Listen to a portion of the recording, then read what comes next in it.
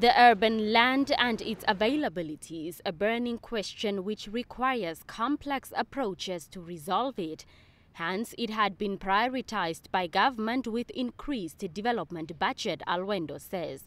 He notes that incentives had also been introduced to town councils and municipalities to help accelerate servicing of land. The solution we would then want to have is to address those issues. How do we make sure then there's enough land which is serviced? And if you have more land service, likely it will help also to dampen the price. And therefore, the solution is to look into the issue of how do we quickly or how do we deliver more land at an affordable price. Apart from the financial or payment woes, government faced with contractors awarded mass housing tenders.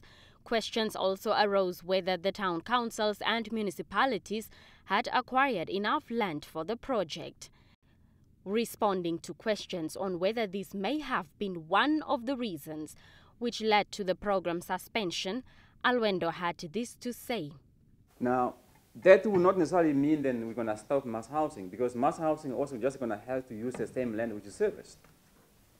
So it will just mean that then if you then continue with the mass housing the way we are, because the question with the mass housing, the biggest issues is where people are saying, look, we build houses, but they're unaffordable. People can't afford them because they're just too expensive. And that is coming to the same issue we're talking about. It could well be expensive simply because the land which was required to do this was not probably affordable land because of the servicing which went into the land. So we would just want to make sure that there's enough land serviced.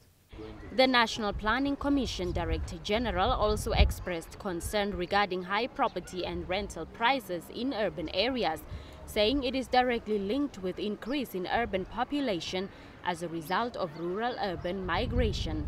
This has then led to creation of shanty towns within urban areas.